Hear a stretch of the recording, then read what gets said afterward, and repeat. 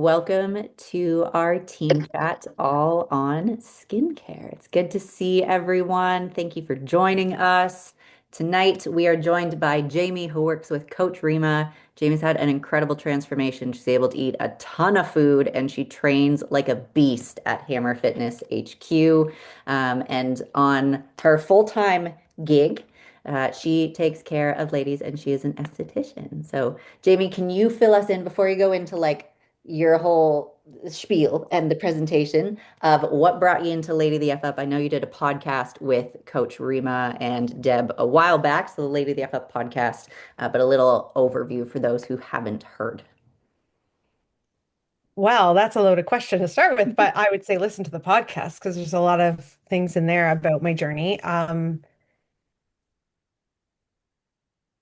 The originating, like how I got here, was just, I always say to Rima, it was a fluke that one day she was talking about a story, like on her stories, just kind of like, when you're ready, I'm here. And I had been following her for a long time and I'd never really seen that, like, just, if whenever you're ready, book a call. And I had kind of had like a really bad day at a physio situation where, long story short, this guy was doing physio with me that was recommended. And I said, I really do feel better when I come. Like, should I be coming more? Should I be like every time I'm good for like 2 days? So should I come like 3 or 4 days a week to start just to like actually see progress? And he looked me dead in the eye and he said, sure, you can come every day if you want, if that's what you want me to tell you.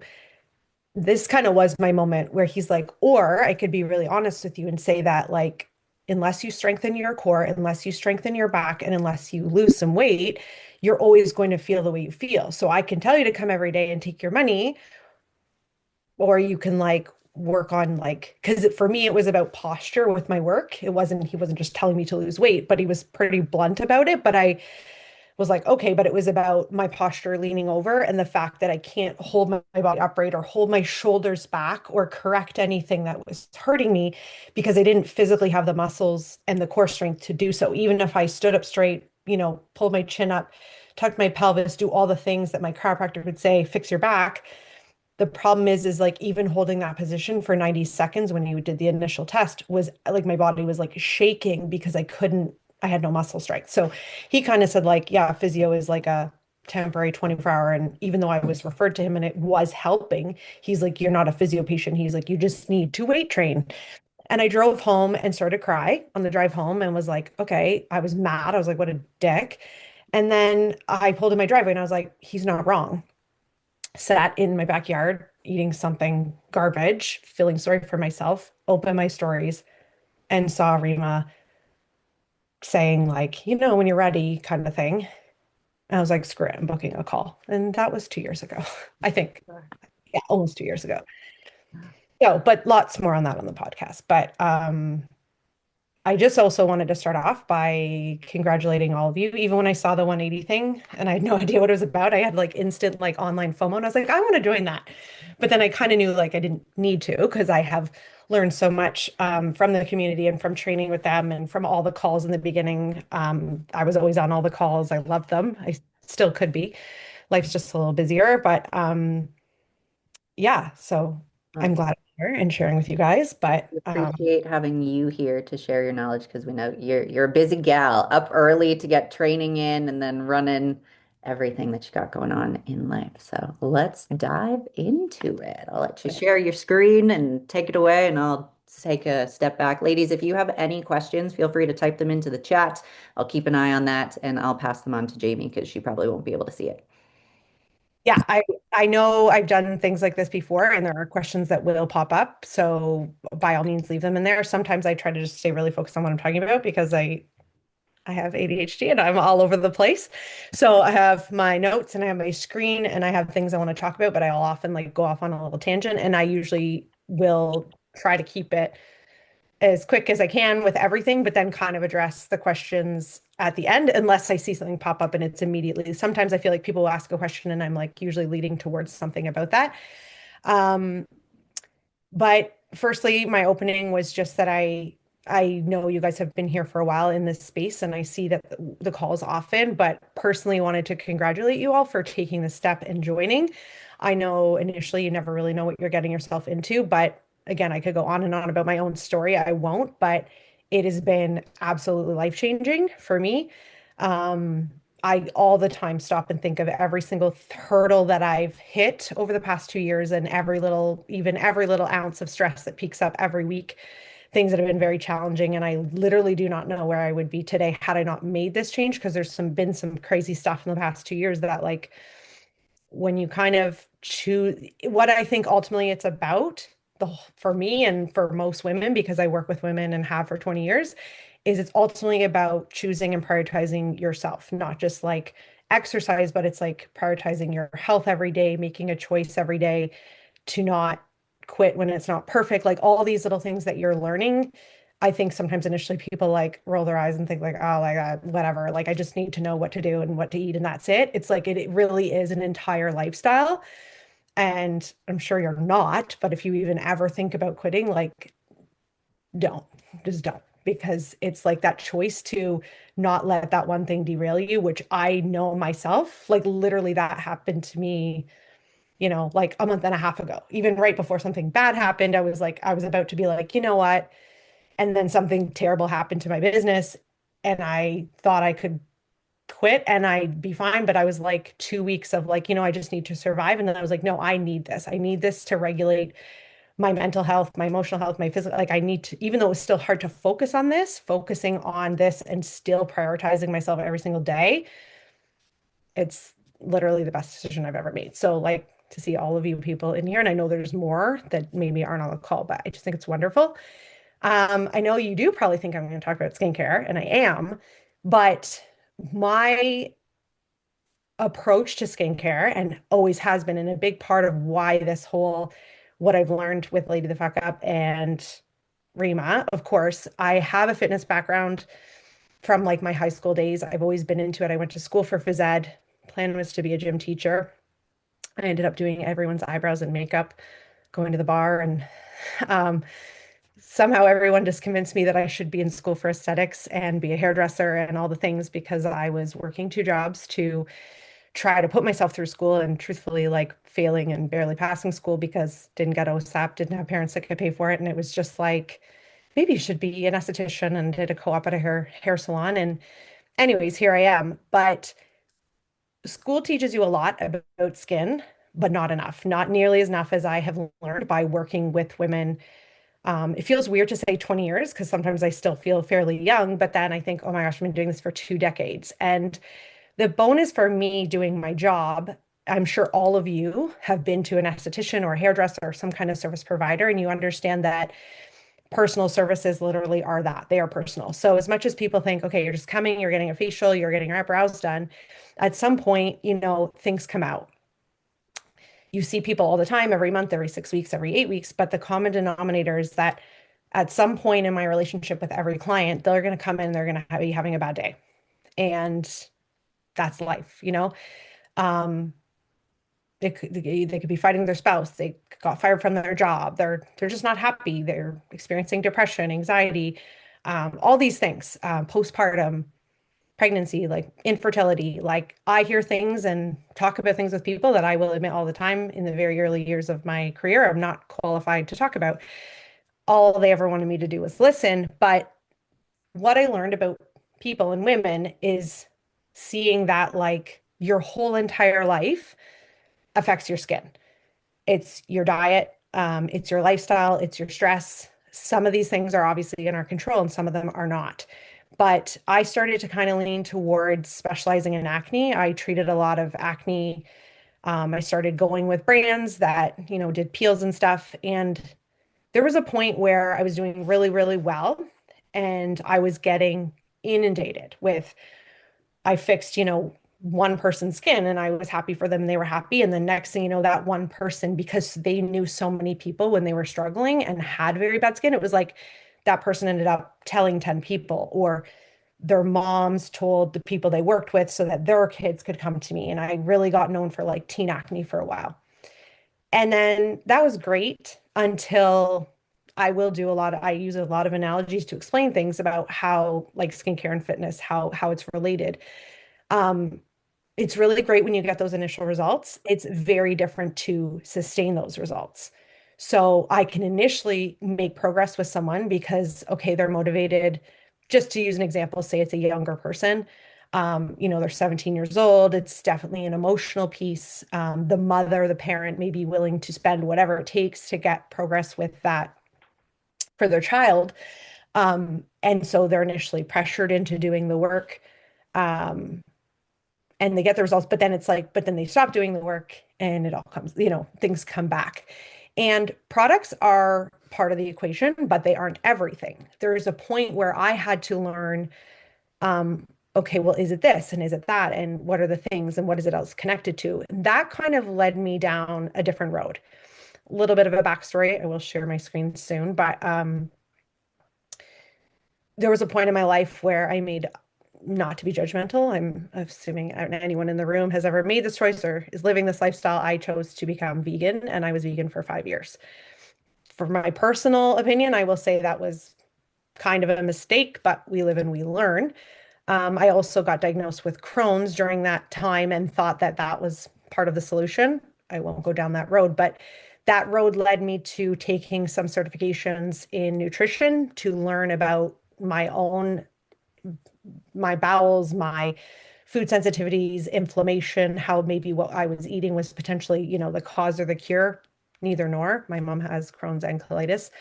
Um, and anyways, I learned a lot about nutrition. And in doing so, I actually learned a lot about skin, which wasn't kind of part of the plan, but I learned so much about how the food that we eat impacts essentially our gut health, our microbiome, and then that in turn can be rosacea, acne, inflammation, obviously hydration level.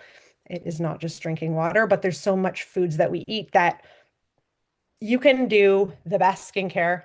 That's about, I would say there's a little pie chart I have. It's about 25% of the equation. You can spend all the money you want on the best skincare, but if you don't sleep, if you don't hydrate, if you don't have healthy fats, if you don't eat regularly, there was a really great call. I'm sure it's somewhere in the history of videos. I think it might have been, yeah, I think it was before the 180 started, the one about like Deborah had talked about like insulin spiking and like how eating all the time. And I even learned from that. And I kind of looked into that more on the skincare side about how, certain other diets will promote like, oh, just eating all the time. I even started to notice myself how I kind of don't eat like a meal and then wait a very long period of time and then eat another meal. Like I'm kind of, when I was eating, I won't tell you how many calories, I was like, oh my God, I'm eating all day, every hour. But that's actually not good for your skin, that constant spike in insulin or eating all carbs at once. Like you can really, I've thought about so many ways to share how to like dive down how eating affects your skin that way. Not that I'm going to tell people how and when to eat, but I now can look at someone and be like, okay, they're probably doing this. I know they're probably, you know, eating irregularly and how much that affects their skin because it's also affecting their bowels. So I'm going to share my screen and I've already kind of already said things that are later in the, Always good to have things repeat. let's go ahead of that. Uh, is that? Yeah, you're good. Okay. So just gonna slide through it. So we've all heard the saying, like, you are what you eat, which is true. You put that in there. It's also that emotional connection I was talking about. So it's also what you think. Not that we can control this, what you do, what you believe, and then what you practice consistently. Um, I don't like not seeing you guys though. How do I do that? Doesn't really matter, I guess. That's okay. I'll fill you in if you need anything, Jamie. Yeah. Okay. So I'm gonna go back there. So the skin is an organ, and I always say like people will care about just the 4%, like just your face. But the thing is your skin is always going to be a reflection of your hormones, your gut health, your mental health, your stress, your sleep, your consistency. So there comes a point where I'm working with people where I do have to say like, it's not just like, oh, I'm breaking out and I don't know why. It's like not everyone wants to admit that they're suffering with mental health or that they're extremely overwhelmed because as women, we're always trying to act like we've got it under control. Like I'm fine. Yeah, everybody is stressed. Everybody is a little overscheduled, too many of us are short on sleep. The thing that is good for all of you guys is that you're learning how important this is. So I'm just kind of reiterating that, that all is part of looking good and feeling good. So it's internal, obviously the food, the gut health, the hormones. You do need all of these. So the hard part is having all of this all the time. I will admit that like it's not easy to be like to have the perfect life, the perfect diet, and then the perfect topical stuff. Um, but the most important thing is consistency. And that is where, again, same with working out, I see people fail is like they do feel it's all or nothing. They think they have to have like 12 products. They think they have to, do if I do these treatments, but they'll ignore the fact that like they don't think it's the fact that they don't sleep. They don't think it's the fact that they don't drink enough water, they drink too much coffee, or they drink. I mean, we're always talking about sugar, but I will say even like pop, it's my own guilty pleasure. But all of the sometimes when people go to low calorie, they're going to a lot of, unfortunately, they're going to a lot of like artificial sweeteners, which again, the insulin talk, it still confuses your body, which can kind of cause a lot of skin irregularities. So when I treat people who have rosacea and acne, there comes a point where I have to kind of say, if you've done everything right topically, but like you're not seeing results, again, I'm not a nutritionist, I'm not a doctor, I'm not a dermatologist, but I have to say we have to look at the other lifestyle factors, which I feel like it's one of those like it almost feels like a mom thing where I don't want to like nag people, but you kind of have to at some point I have to say, well, how is your diet? And I have actually worked with people who are willing to like in the past keep a diary. And I do believe somewhat in food elimination, but a lot of people will jump to dairy. It's not always dairy for some people. Um, it's there's a lot of triggers. I'm going to get to that. But I know I'm going way ahead of myself here. There's all these factors, right? So of course, I want to hope that, we're not smoking and vaping and drinking too much alcohol, but I also have made a personal decision not to drink anymore. And it's made a huge impact, not just, I would say, not even so much in my skin. I have good skin and do all the right things. I have noticed a huge difference in my sleep. Like I sleep so much better, even I would say like last summer, I decided at my birthday, I wanted to kind of go through, I'm turning 40. So I kind of wanted to go through my last year of my 30s, like alcohol free. I did have a couple drinks on New Year's. Didn't feel so great after, like, I think I had 3 drinks. So kind of broke that thing. But I will say, like, it's made a huge difference in my sleep. And that kind of, I saw the difference in my skin for sure. Um, but that's all part of it. Like we want to. I'll admit I've become very strict with my own life, and that's my personal choice. But we know all of these things are factors, and then yet people. I struggle. I've maybe adapted some of Rima's bluntness and just saying like you can't just always do the everything in moderation, which turns into, okay, well, I only drink 3 times a week, and then you still expect perfection, or someone thinks they eat really well and they tell me they don't have sugar and they don't have this and they don't have whatever, but then their idea of moderation is, well, I only do it every couple of days, which adds up to like 8 to 12 times a month. Like that's not removing something and then expecting results, right? So I always take the approach of you obviously have to have a little bit of everything. And I won't say you need perfection, but you need like 80 to 90% consistent effort in every department. So obviously what you put in, what you put on topically, and the lifestyle that you live. So there's a lot of benefits to fitness and skin. I talk about with people all the time. So when I see a client, they're struggling, I often will go to, if I know if someone is busy and, they commute 2 hours a day, they work, and I can see that someone is like also very stressed. I always end up plugging like, you need to make time for yourself.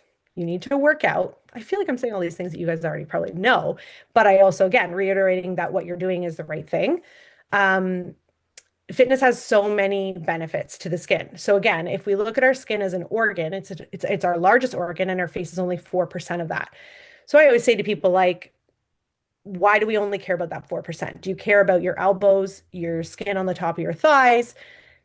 We typically don't. But in order to have glowing skin in general, all over Over. 4%, you need to have good circulation, oxygenation to the skin. So working out does that by helping with all those things. It helps detoxify, it helps regulate our hormones, it helps with the insulin sensitivity. And I will say, wearing yourself out, getting that energy out helps your sleep. We know this. And all of that leads to healthy tissue repair. So just like our muscles, our skin needs to repair itself. So what can we do to like, well, I'm ahead of myself there, but this is my gym one. I want to go back to that. No, sorry. I'll go back to that. Basic gym stuff. I try not to judge, but I will say that one of the worst things you can do is working out with makeup on your skin. If you are one of the people who works out after work, highly, highly, highly recommend that you remove your makeup before working out. It doesn't have to be perfect. You don't have to bring your whole skincare routine to the gym. Even if it's a wipe, even if it's a washcloth with water and you can get, or some micellar water, and you can get 80% of any makeup, especially if you're wearing SPF or powders. Um, I understand. Like I said, I work with a lot of people with acne, and they're often trying to cover that up during the day at work, going to the gym right from work and then working out with that on. Unfortunately, it's like when you start to make progress with your skin, you're going to take 5 steps forward and 3 steps back by doing that. So it's really hard to make progress. I truthfully know that for some people stepping into the gym, I know some people that work out from home, you're self-conscious, and I understand that, but as someone who's gone to the gym for 2 years and years prior, nobody cares. Like, nobody really cares what you look like. I truly believe everybody belongs there. I just like head down, focus on you. You touch the weights, sanitize your hands. Try not to touch your face. I know if you're sweaty, bring a towel, but don't put it on the floor. Like, I see things at the gym and I go, oh, like, it really is a dirty place, unfortunately. So if you work out from home, bonus for you, you do not have to worry about that. But if you can cleanse your skin immediately after working out, that's ideal. When our face is sweaty, there's oxidative pollution everywhere in the air, there's dust, everything. It does stick to your face. Even if you're not wearing makeup and you take a wipe or something and you wipe after, you'd be surprised what comes out. Because when we perspire, anything kind of deep in our pores is kind of coming to the surface. So little shameless plug on two of my favorite products, which I just chatted with a random online client, one of the gym clients about. Hail Derma, I don't know if you guys have heard of it, but it is hypochloric acid, which is also, I know Rima and a lot of the ladies use Element. I will admit to you, they are basically the same thing. Hail Derma is just what I use at the studio. It is amazing for anyone suffering with any kind of inflammation, breakouts, redness, irritation. It is literally you can put it on anything and it solves everything.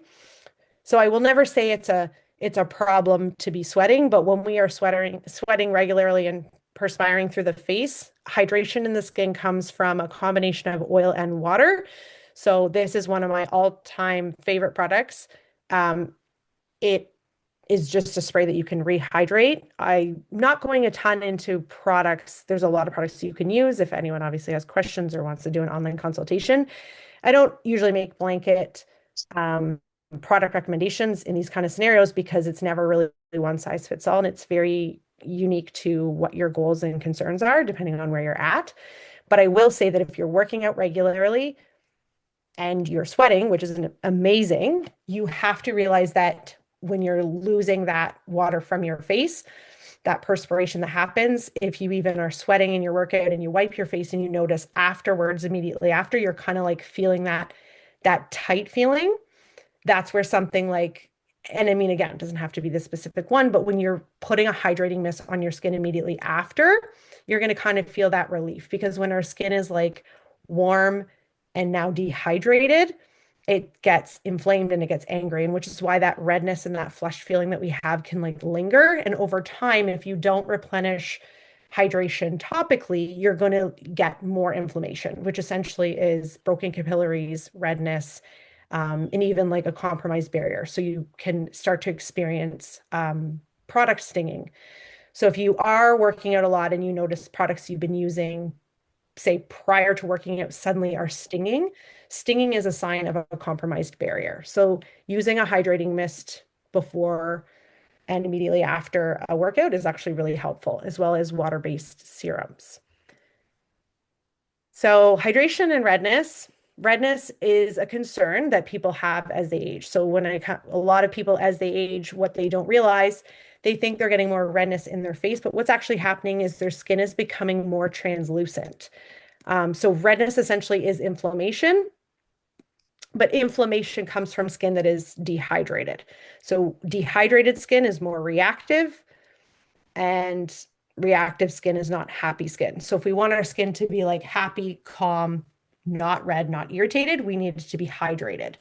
When our skin is not hydrated, it accelerates the aging process. So essentially, collagen and when your barrier starts to weaken and become compromised, collagen loss is accelerated, which is why younger people can actually start to notice signs of aging earlier than they should be. But 9 times out of 10, it's because they're not doing enough topically. Sometimes they come to me for consultation, they're doing nothing. Like I'll say, what's your routine? And they're pretty much just washing their face or just moisturizing, which, I never judge there, but like that's a huge part of it. Is I always use an analogy of like it's like expecting a plant to thrive when it's sitting in dehydrated soil in the basement with no light. Like you need to give your skin hydration internally, externally.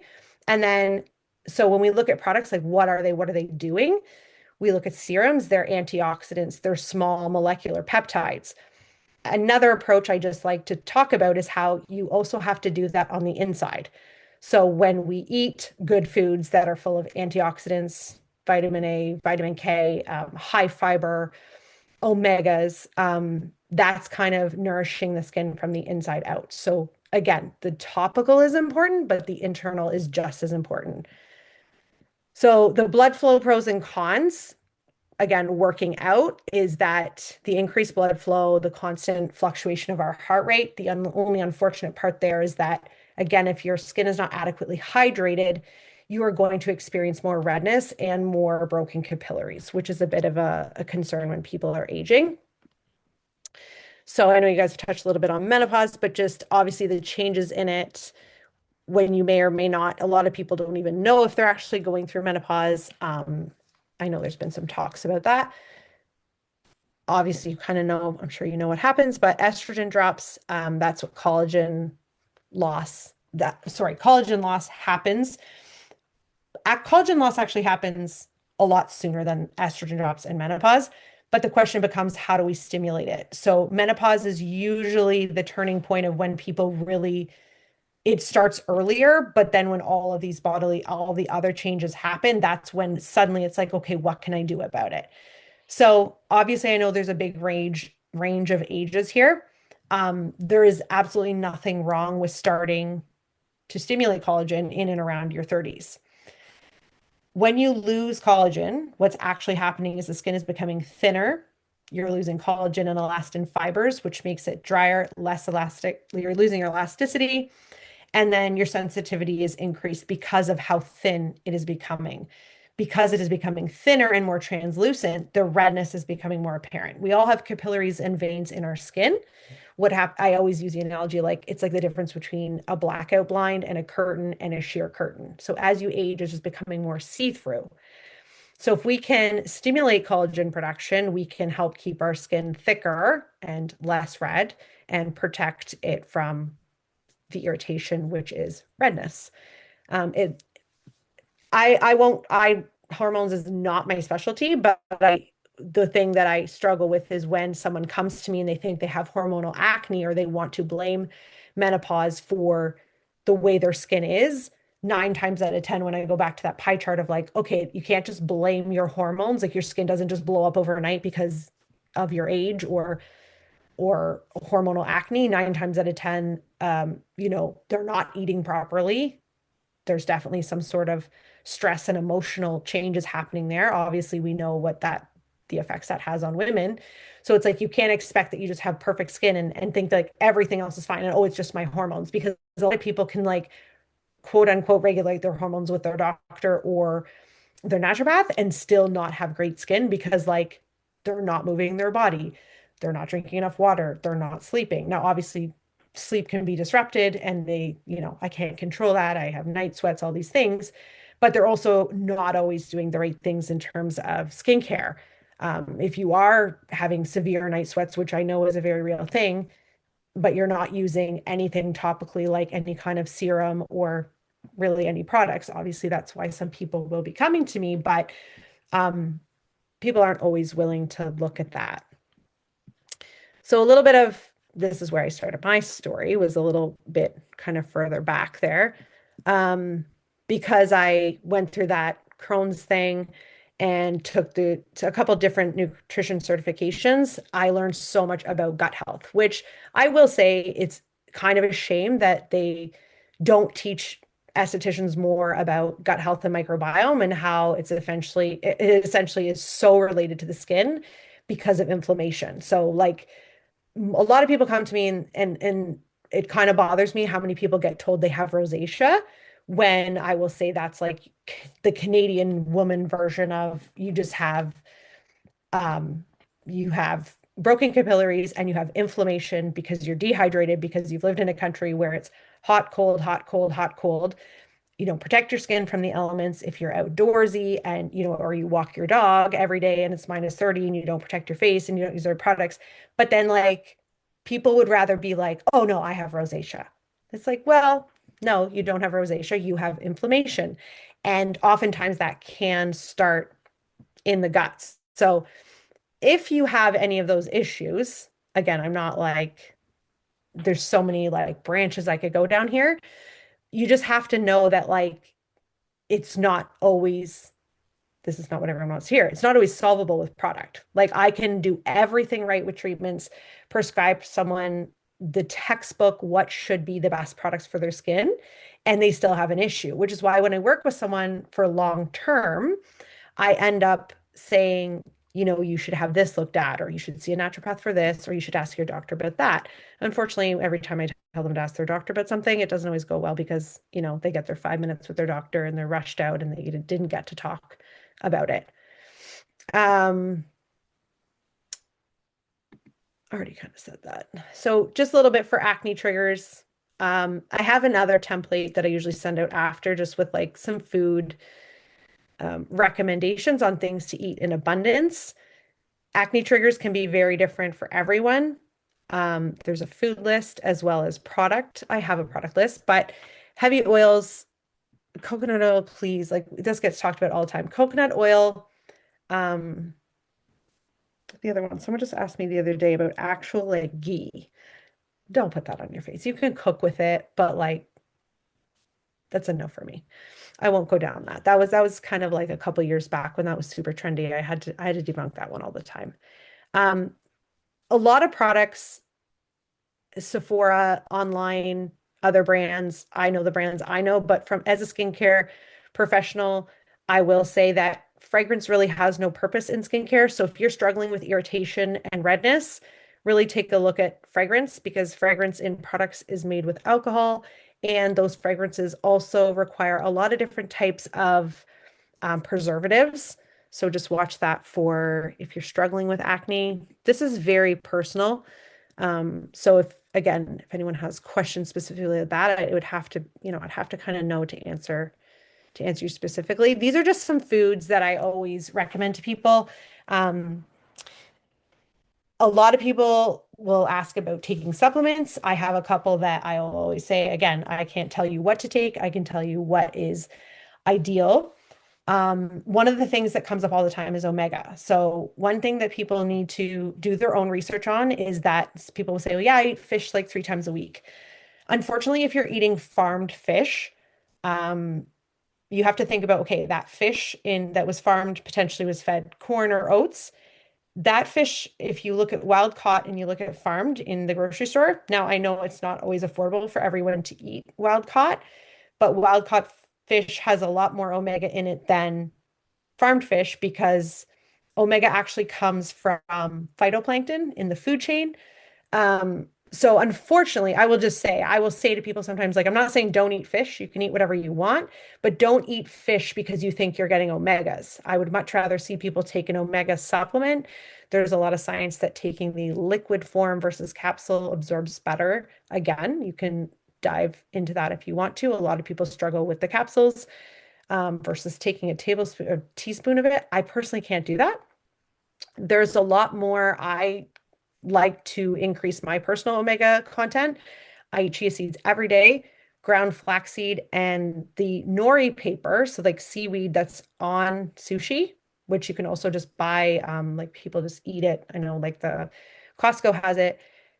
Cutting that up and putting it into like a stir fry, like there's more omega and skin benefits to that than there is fish, which just a lot of people don't know. I think like 2.5 tablespoons of flaxseed has a lot more omega than fish as well.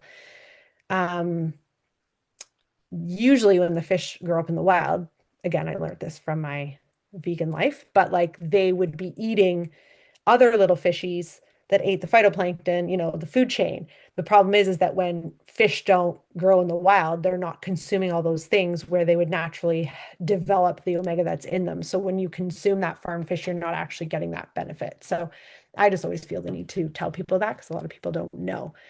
Um, Again, when we use serums and we hear about antioxidants, you can eat so much of that. Um, I know it comes down to I say things to some people. I say, like, do you do smoothies? Do you eat berries? And a lot of people will instantly clap back with, yeah, like I just can't eat that much berries every day. Like it's so expensive. If you buy frozen, obviously, if you buy bulk, I'm a huge fan of like the frozen fruit at Shoppers goes on sale all the time for like $4. You can get so much more frozen fruit in like quantity for value, and do smoothies where you can get so much of that into you. So it's so anything that is super, super dark is very good for your skin. So like spinach, kale, there's a lot of stuff that's they're on here, but there's a bigger list. But dark cherries, blueberries, smoothies are such a good way to get all of these things. Like you can put your chia seeds, your flax, cherries, all these things in there, even a little bit of oil. You can hide it in a smoothie, no problem. But it's just such a good way to increase your fiber intake and your antioxidants and also obviously keep things moving. Nobody ever wants to talk about poop, but because I've learned about Crohn's so much, if we are not drinking enough water, and I know this myself, I go through waves where I'm so busy at work. And I've said to Rima where I've had the odd check-in that's really not great. And I flat out, I'm like, I didn't drink enough water this week. Like, I know I didn't. Some days I'm so good and some days I'm not. And I do my best every day. But when you consume a lot of these foods that also contain water, so we all know eating fruits and vegetables, the impact that has, but it's also very hydrating. So apples and cucumbers, all these things that we can eat that also contain a lot of the ingredients that we need. Again, externally, antioxidants are great, but internally, if you do both, like you're just going to get that much better of a result. I'm going to stop sharing that and go back to this. So I could ramble about that forever, but I also will say, like, is it a surprise that like every coach is stunning? Like amazing skin because it's like that whole kind of picture. Um, Jamie, can I jump in for a second? yeah, Hi. didn't like not seeing everyone. I do not like screen sharing. I'm just gonna say that right now. It's okay. A lot of people have their video turned off, but they're listening. So for someone, a lot of people may not know this about me, but growing up, I suffered so bad. Like I could cry thinking about how bad I was bullied, tormented. It was the worst time of my life. Um, and I had the worst acne growing up as a teenager, even into I would say most of my 20s. I had really bad skin. And it wasn't just on my face, it was on my body. And I truly thought that like I was going to live like this my whole life. And now when I go out, people will say to me, "Oh my God, like you're glowing. You have amazing skin." And I'm like, I still have to do a double take sometimes. Like, are they really talking to me? Because I'm not used to hearing that because I lived with acne for so long. Um, but when I look back at how I lived as a teenager and in my 20s before I, took exercise seriously and living off of burgers and fries and drinking alcohol all the time and doing all of the things that I should not have been doing. It played a huge role in how my skin reacted. And now being almost 40, I feel like I have the best skin that I've ever had in my entire life. And yes, it's it is it truly is a combination of the inside and the outside.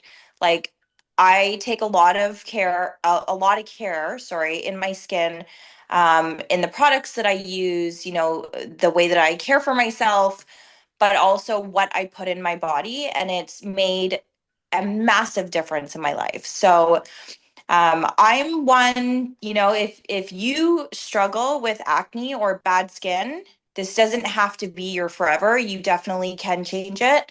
But you just have to be doing the right things and have somebody really amazing in your corner because that always helps. It does both ways.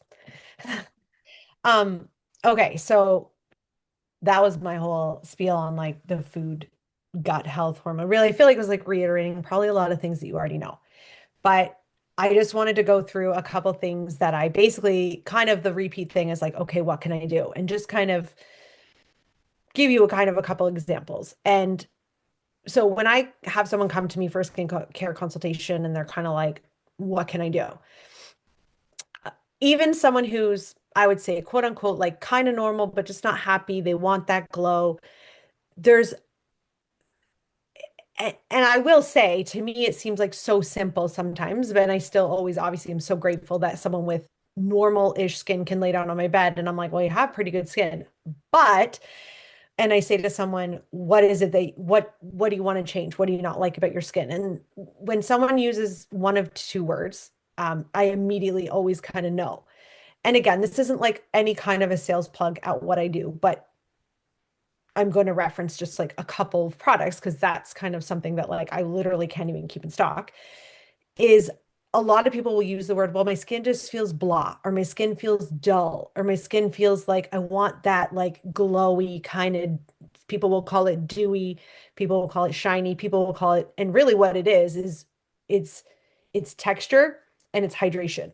So when it comes to like, I will say I hate the word aging, but that's I said to Lexi, like, what can the title be? I'm like, I don't like the word anti-aging because I don't think that any of us should be against aging. Aging is truly a gift, and it's some people don't get to age. And yes, none of us want to look old. We want to look and feel our best, but I truly believe in helping people do that at every single stage of life. So to look glowy, to look dewy, to look hydrated, your products have to absorb properly. And the number one thing that seems so simple to me that a lot of people just are not doing, no matter what route you take to do it, is exfoliate.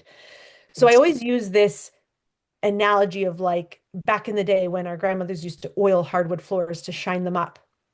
Imagine your hardwood floor being super dry and trying to hydrate it, but there's an area rug over it. So you pour the oil and all the oil goes into the area rug and the wood underneath is still dry. So if you are not using some form of exfoliation, whether it be a baby face cloth with your cleanser, a physical exfoliant, a liquid exfoliant, a lactic acid, an AHA, something, it's like spending all this money on serums and creams and they're all absorbing into your dead skin. So I'll admit, over the past month, I was in a hole. I was depressed. I was miserable. Things were happening at my work. I was literally like just barely washing my face most days because I was going to renovate and do things. And I'm like, looked like Adam Sandler, I didn't care. and I was going back to, I know you guys don't know this story, but some of you do, I know. But I was like gearing up to go back to work and I was like, oh my God, like I need to exfoliate. I had such buildup. I moisturize, people moisturize and you put it on and it like balls off. If that happens to you, if you get product pilling, that's literally products absorbing into your dead skin and then it just like literally sloughing off. So that is actually one of the best things you can do is incorporate something. Obviously, if you need help and recommendations, I can do that. Um, but it's like gaining I use all these analogies with my clients, which ultimately pushes them, bullies them all into fitness, where I'm like, it's like spending 12 weeks building a ton of muscle and then being like, okay, I'm not going to eat protein anymore, and then wondering why you don't maintain that. You have to like constantly do the things. And what's happening is our body is producing skin cells at a certain rate, but if you're not exfoliating them, then the products you're trying to hydrate your skin with are not absorbing properly. So this kind of all goes in tune with like if someone is not exfoliating, they often have texture, their makeup doesn't look good, then they're also often dehydrated. Now, flip that over to they're over exfoliating and they're dehydrated and they dehydrate and they dehydrate and they dehydrate. And then the brain goes, why are you taking my oil? Why are you stripping me? Why are you irritating me? And the brain says, okay, so if you're now over exfoliating, but your body's like angry about it, the body is its own system that does want to like regulate itself. So the brain tells the sebaceous glands to produce more oil. So when people come to me with acne, 9 times out of 10, I can look at it immediately and say, your barrier is compromised, your skin is angry, it's red, and your body's overproducing sebum and oil because it's literally trying to lubricate itself because you're depriving it. Because anyone who grew up through 90s skincare marketing thinks that if you're breaking out and you have a pimple, you need to dry it out, you need to strip it, you need to burn it, you need to like oxy pad it and scrub it off with an SOS pad and then like wonder why you have redness. Right? Yep.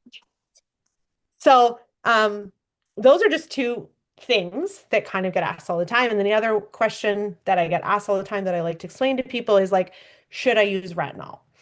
And one thing I just want to say, whether you ever ask me anything or you follow me or you don't follow me, never ever let anyone tell you you should be on retinol all the time. Retinol can be a very good tool. So what I was going to go towards is, okay, so how can we stimulate collagen? And if you Google it, you'll read like, okay, everyone should use retinol. And that doesn't always work out for people. I will say using retinol all the time is like, again, analogy, it's like being in a deficit all the time. We're not supposed to live off 1,000 calories, or whatever, like in a cut when you get there is like, that's not healthy. So it's not healthy for your skin. And I see this all online all the time of people talking about it, people being on retinol like literally for years. So what you're doing when you're using retinol is you're speeding up the cellular turnover, but you're constantly in a state of thinning the skin. So you're shedding, shedding, shedding, shedding, like think of how a snake does. There comes a point where your body can't keep up anymore. And what happens is it's like having 10 pieces of paper. And instead of having 10 pieces of like computer paper, imagine it's slowly turning into 10 pieces of tissue paper. So your skin's becoming thinner, more pliable. And that is really hard to build back. So just really quickly, you hear all these buzz things. The only way that we can force the body to produce collagen is by triggering it by way of trauma. So as we age, you will see things about microneedling, chemical peels, laser, and then products. So your topical stuff like your retinols, all of them work. All of them have different pros and cons. But my advice to anyone is you need to go in cycles of things. So my personal opinion as an esthetician is that people should, if you're going to go on any of these things, it should be done in the winter months. It should not be done in the sun. That can do more harm than good. And I'm just saying this because I know there's so much information out there that would actually lead you to believe that is the right thing to do. If you're going to look at influencers and you're going to look at TikTok, you're going to come across a lot of really bad advice. And I spend most of my summer fixing people's skin issues because they've done something they've seen online. I truly believe in the approach of less is more. You need a very good cleanser. People often overlook that step and cheap out on their cleanser, but you need a good quality cleanser because if you can't clean your skin properly, if you can't get out the dirt, the oil, the sweat, the SPF, the makeup, it doesn't matter how much money you spend on serums and moisturizers. If you're not properly prepping your skin to absorb those things by way of cleansing and exfoliating, you're wasting your time, just truthfully and honestly. I see people spend a lot of money on serums and moisturizer and then go and use like CeraVe or Cetaphil. They're not getting results because truthfully, those products aren't able to absorb properly. So a good cleanser, a good exfoliation, hydration, some form of whether it be an antioxidant, a serum, an AHA, a retinol, a vitamin C. It doesn't have to be all of them. And I know it's very confusing, but it's actually really not. You walk into Sephora, there's acids, there's your retinoids, there's your hydrating products, your ceramides, your hyaluronic acids. All of them, the way I describe skincare, and I know it's so overwhelming, it's like saying going to a bake sale and every person at the bake sale, all 25 tables have chocolate chip cookies. None of the recipes are the same. So when you walk in and you see like all these serums, they're all just different levels of ingredients. Sorry, different like quantities of different, like the same ingredients. Like hyaluronic acid is in everything, but it's like this one is 13%, this one's 5%, and this one's this percent, right? And I know that's still very confusing, but it's unfortunate that marketing has made it more complicated than it has to be, right? So it's like pretty packaging and marketing and it can be very simple. And I often also am fixing a lot of people's skin when they've gone and literally dropped $300 on Sephora because it's like, oh, well, this one's $30 and this one's only $40. And people end up buying a lot of quantity, but then like it's too much of not a great thing and they're not getting great results. So what I always end up doing is like really simplifying it down to like 2 to 3 products, 4 or 5 at the most. And I know people even think 5 sounds like a lot, but not when, 3 of them are your basic. Like your cleanser is a basic thing, your moisturizer is a basic thing, and your SPF is a basic thing. Then there's your exfoliation and that one extra product, which might be some form of serum or some form of active product. But I also would much rather see people spend their money on home care than treatments. Like I have clients who say, okay, like I'm going to have a facial every month, or they'll come, see someone else, or they'll go, oh, I've had this done, I've had that done, I've had Fraxel, I've had CO2, but they don't love their skin. And I'm like, okay, what's your home care routine? And oftentimes people don't have one. And I say to people, like, those treatments you're getting, they're great treatments, but I'd rather see you spend $200 to $300 on products that are going to last you. What you're going to do every day at home for 8 months is going to get you more results than going for 3 treatments that are 8 weeks apart. So that's just kind of my general advice to take with a grain of salt. And it's easy to fall into, again, seeing things online and seeing what you think you should do because that's what everyone else is doing. But I highly recommend everyone get some form of a consultation at some point to get that advice that works for you. And it doesn't obviously have to be with me. If you want it to be with me, I do virtual as well as in person because I know a lot of people aren't from around there. But if you ever want to do a virtual consultation, I do that. And my advice and consult is free with a minimum I think it's $85 purchase. So if you're going to buy 2 products, you get all the advice for free. That's pretty much it. But does anyone have any questions? I don't know if there was any. There was one that was personally messaged to me instead of into the Okay. chat, I think. And it was, what is your opinion on Botox? My opinion is you do it if you want to do it, and if you don't want to do it, you don't do it. I for years, truthfully, would never, like, I never wanted to ever, even with my clients, I never want to say you should do it, you shouldn't do it. It's interesting because there were even people I've known for years. I would say about 3 years ago, I had a nurse injector join my team.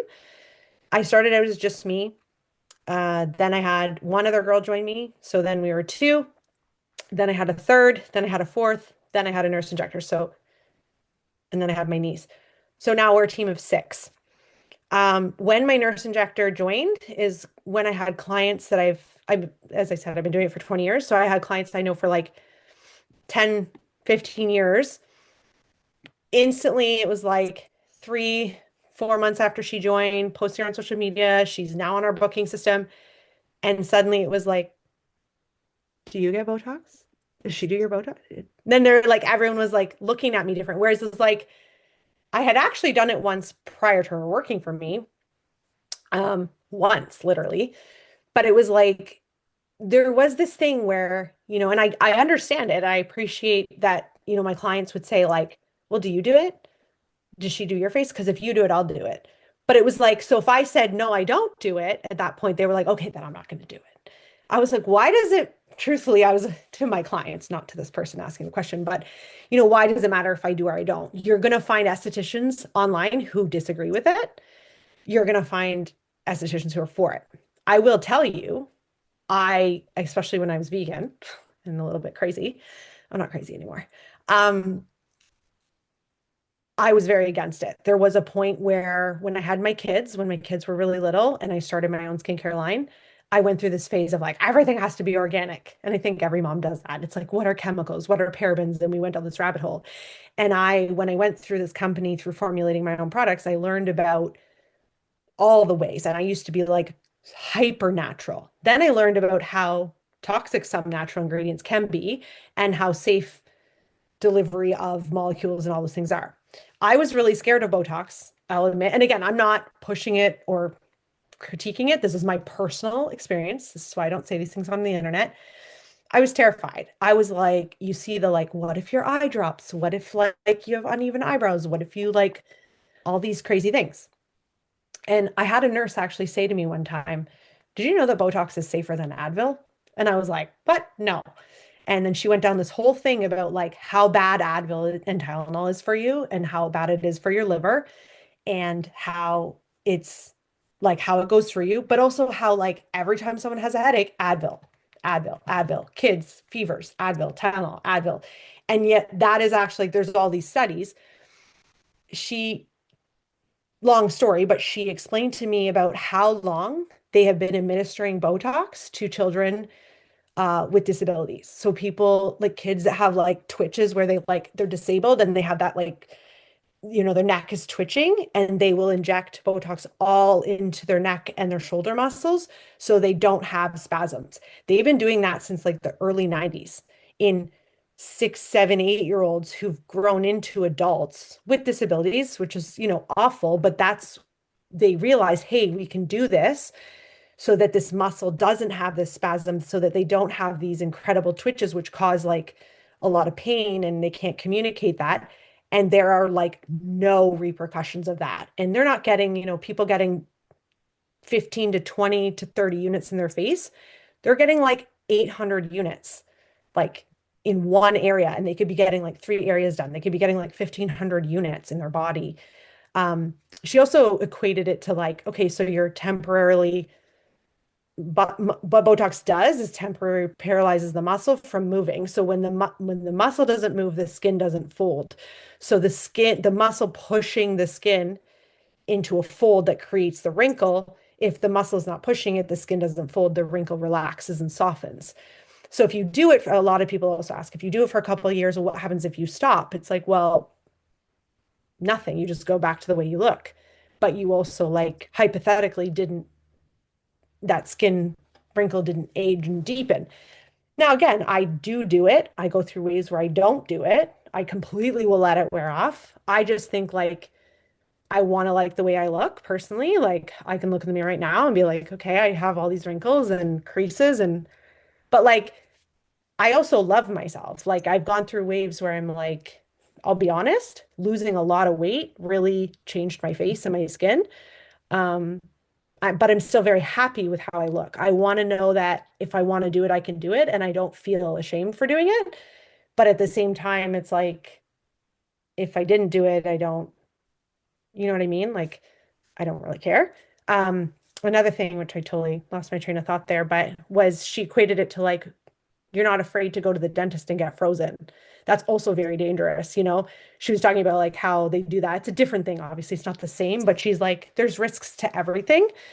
And essentially, obviously, you just have to weigh the pros and cons. Yes, it's expensive. It can be expensive for some people, but I just truly believe you got to do whatever makes you happy. And I think we genuinely, it's really hard for me. Being a tomboy growing up and like being in an industry where my job is literally to make women feel better and empower them.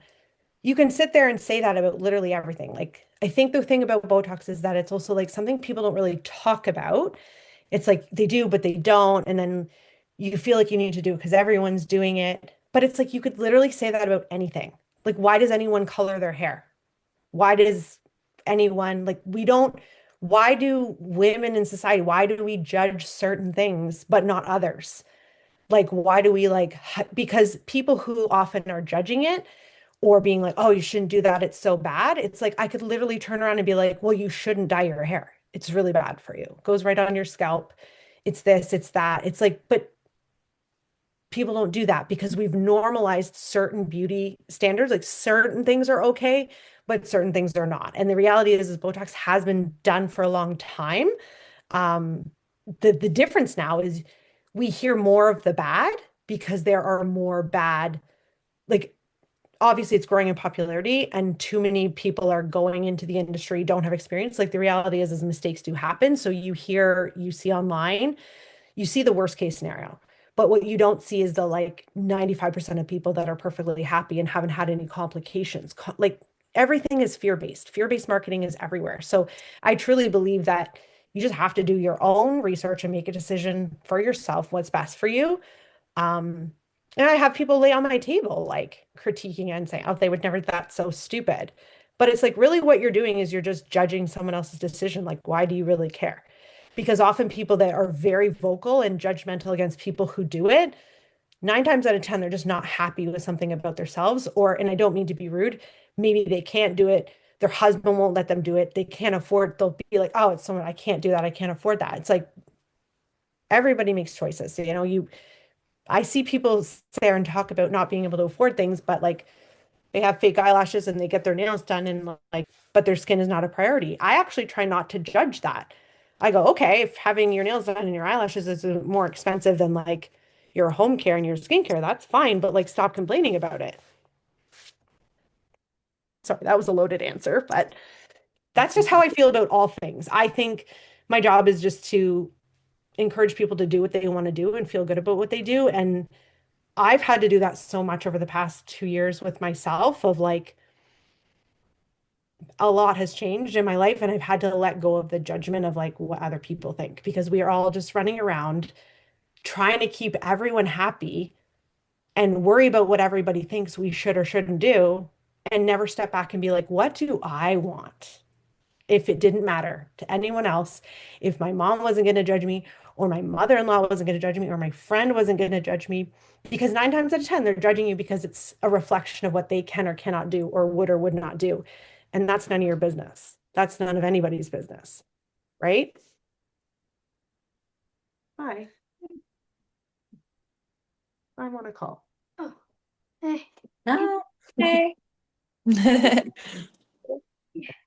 We have a follow-up question here, Jamie, of what is your opinion on peptides? I know peptides is it's the buzzword of 2026. We got peptides for Oh, appetite suppression. We have peptides for recovery. We have peptides for glowy skin. So what's your thoughts on peptides? again, I don't really have there's in skincare, there's a lot of different formulations. So there's a lot of topical. I think that my truthful, like professional opinion from like that's not usually something people are going to like an esthetician for when and asking me. I have been asked about it. Um, but even with skincare with treatments, personally, I wouldn't do anything like that through an esthetician. There are some topical things that are coming out where I just think you really do have to be careful about like what's, for example, like microneedled in. And he claims that like there's a lot of things that have come out in our industry where initially it's like the thing. Like, I'm sorry, I had to learn about it. I had to go to a seminar like about like I even have it. I have like the VAMP solution with microneedling and microchanneling, which is like the salmon DNA that's like derived from like salmon sperm. And I'm like, my actual opinion on it is they always take something that's a byproduct of another industry and go, how could we make money on this? Not that I'm saying that about peptides, but for example, I'm just going to go off on a sec here is like collagen. People are like, should I drink collagen? Should I drink collagen powder? And I will say there's nothing wrong with that, but they took something, this is just an example, they took something that was already like, okay, well, women should take collagen because of joints and arthritis and bones. And yes, there's so much science to back that. But doctors even had a hard time getting women to take it for joint and bone pain, right? But then they're like, wait, if we put an anti-aging beauty spin on this and tell them it will make their skin better, like suddenly what happened to the collagen powder market? Like skyrocketed because suddenly it was like, oh, collagen for your skin, collagen for your hair, collagen for your nails. You don't produce collagen by consuming collagen. That would be like saying if you eat your hair will grow. Collagen, there's a whole thing you can look up on collagen synthesis and how it's like created. So, for example, you can't produce collagen in your skin if you're deficient in zinc. Um, there's like this 3-chain amino thing where like it doesn't just happen because you consume it, right? It's like, so there's so many like fad things. Again, like the salmon, like that's all died down now. And it was like ridiculously expensive. But collagen is a byproduct of, now there's all those different sources like marine and, grass fed. We hear of all that. It's essentially the bones and the cartilage from the meat industry, which can be a very dirty industry. Like when you think, I hate to be graphic, but again, the vegan world's like they take all the like noses and tails and the cutoffs from the butcher shop and it all gets dehydrated and pulverized and then like we're drinking it. So that's why marine collagen gets a better thing because it's supposed to be cleaner and this and that. But it's like, is it? Because all the farmed marine collagen is they're all actually also consuming their own poop and stuff. So like you can go down these rabbit holes, but I will come back to, where sometimes I'd rather see you spend your money on your products and your food. Because people will buy some miracle thing that's like 100 and some dollars, but it's like they'll sit there and say they can't afford to eat healthy. Like that's where I like flip it around and go, you don't need another fad thing. You don't need another fad diet. You need the whole lifestyle. And again, that didn't really answer the question about peptides. I would just say like, what do you want? Go to the right people.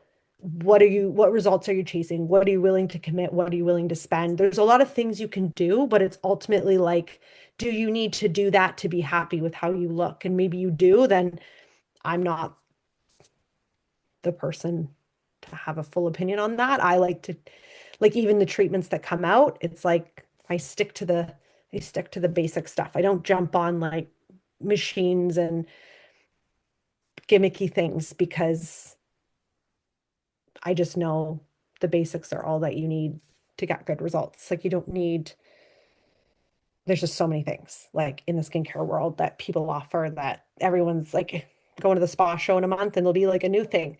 There'll be a new machine, a new radio frequency, like galvanic current. Like it's all been around. It's all the same forever. Okay, so I have actually been taking peptides. I wasn't gonna call you. No, that's okay. I'm like, ask Rima. No, that's okay. Anyone can ask me. I have done a full cycle and then I cycled off and now I'm back on. If I'm being 100% honest, I absolutely love them. The ones that I'm taking. I really can't say that I've noticed a change in my skin in the last few months. I think, the last few years, my skin has really improved because of what I've been doing. But one thing that I've noticed is my hair is finally starting to grow. I have a shit ton of new growth and my nails are no longer breaking. So those are two things that I notice that have changed in the last 6 months. But other than that, I can't say I don't feel like my skin is any tighter, or that I'm glowing more or any of that. So that's just my personal experience. I will say, I always say with people like, for example, microneedling. Um, and I will say, here's the problem is like you probably didn't notice a difference, truthfully, because your skin was already good. So the thing is like when someone has decent skin, they're like, should I do microneedling? And I Hmm. look at someone and I say, like, how much of a difference are they going to see? If I were to take a 40-year-old who said, should I do microneedling? Okay, the answer is like, yes, maybe. But if I then take a 65-year-old who's never done microneedling either, and I microneedle both of them, the 65-year-old is going to be like, wow, that was amazing. My skin is thicker, it's fuller, it's smoother, it's tighter. Because when their skin is in more of a compromised condition, it's almost like there's more room for improvement Yeah. because they're already like they need that. Whereas Hmm. you can still microneedle a 40-year-old, but they're going to be like, yeah, it was okay, but it didn't blow my mind. And to do two or three in a row at 300 bucks a pop and spend $900 on three microneedling sessions, you're not really going to be like addicted and doing it all the time, nor is it necessary. Doing microneedling when you're older is going to give you more of a wow factor, truthfully, than when your collagen is starting to decline, but it's not gone. Whereas when you're like done beyond menopause, your skin is thinning and you've potentially even like say don't have a lot of fat in your body in your face. Like unfortunately when my older clients lose weight, that is one thing they're constantly complaining about. Like, okay, they've lost 10 or 15 pounds and they're like, now look at my face. It's like, yeah, because you've lost volume. So someone like that can do microneedling and have amazing results. Whereas, like someone younger, I would say do a chemical peel or do laser because that's going to give you the texture, the tightness, the firmness.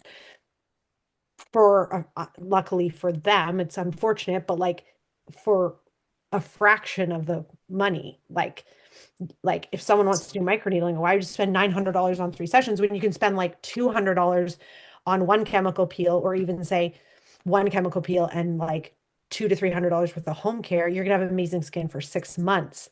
But then you do them like people do a microneedling package and they're very underwhelmed and they don't have any home care and they're still not really happy with it in the end. So that's, I think the thing is you have amazing skin, obviously. So you wouldn't have noticed a huge difference. I also was very low in iron. I had an iron transfusion and my hair is also starting to grow. So if anyone is actually deficient in iron, like that's no joke. Mine went from 9 to 125, my ferritin. It was actually 3, and I got it up to 9 on my own with supplements in like 9 years, and or 9 months, and I was like, okay, I'm finally done, and just give me the. I didn't make time. I got a requisition last February of 2025, and I literally just got it done in January. And I will say, if anyone is actually struggling with that, um, also obviously eat a steak. Sorry if anyone's vegan here, but I literally almost like killed myself by not eating like that. And my energy at the gym and my workouts, like I get up. I mean, I already did get up early, but I used to have to like drag my ass. But now I'm like, I get up and I'm like, we're going. And my workouts have been so much better since I did that. And it's still not, some people are in the 200, 250. Like I literally just being at 125, I feel like it's like life changing. So, and my hair is growing, my nails are growing.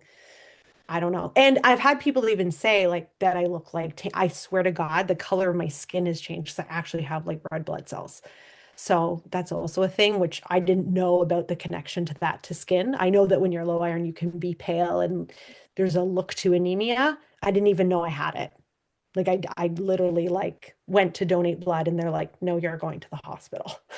So if you're low in iron, take that seriously for your energy. If you're feeling like you don't have the energy to work out, there is like that other piece to it.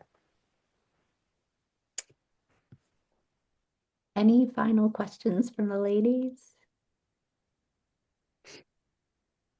No. All right.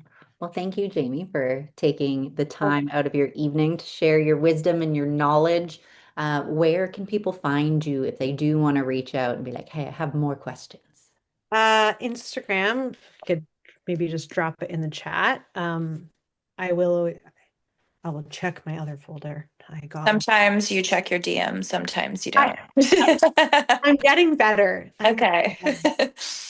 I am getting better. So there's I can write in the chat, right? Can I? Why can't I write here? I can paste it for you. I'll paste it.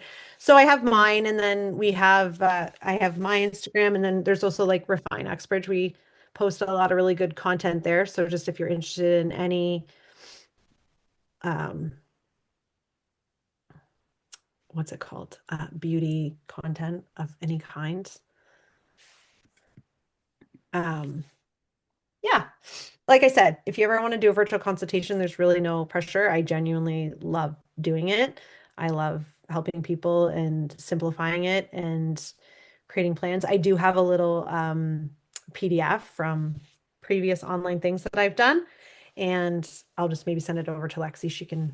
I'm sure we can drop it in the thing. It's nothing crazy, but it's like things to eat in abundance, specifically for skin, and a couple like smoothie recipes that I have from before, just for specifically for skin, because if you nourish your gut, you glow on the outside. Great. Thanks, Jamie. Lots of love in the chat saying thank you. And then Anne says, I've been to the spa in Uxbridge. It's lovely. Hi, Anne. All right. Have a great night, ladies. Thanks, guys. Bye. Bye.